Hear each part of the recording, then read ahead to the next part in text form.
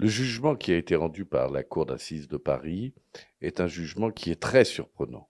Il est très surprenant parce qu'à l'absence de tout élément matériel, de toute preuve, de tout élément médical, il a été décidé de privilégier le récit d'une parole plutôt que d'une autre. Personne n'était dans la chambre du Marriott ce soir-là. Deux personnes racontent deux histoires différentes. L'une raconte une histoire de viol, l'autre raconte une histoire d'une altercation intervenue entre les deux.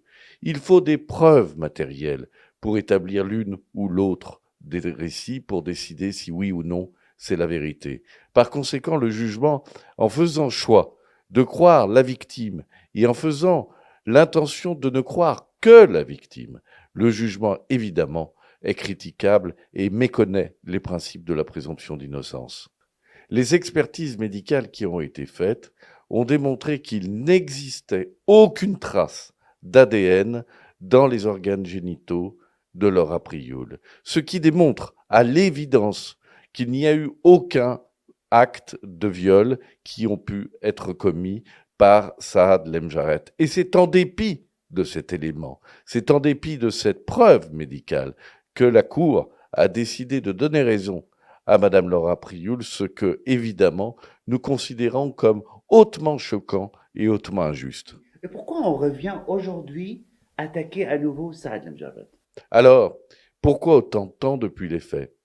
Parce que la justice est lente en France, parce que la justice prend son temps en France, parce que Madame Prioul a décidé de faire en sorte que cette procédure dure longtemps, en refusant, alors que c'était la volonté des juges, que l'on aille devant un tribunal, ce qui aurait fait une décision rendue en 2019, plutôt que devant la cour d'assises, ce qui est une formation criminelle large et dont la mise en place est beaucoup, beaucoup plus longue. D'accord. Alors là, ce qu'il a devant lui, Saad Lemjabet, de faire un appel. J'imagine, ils ont des jours de procès, de faire un appel.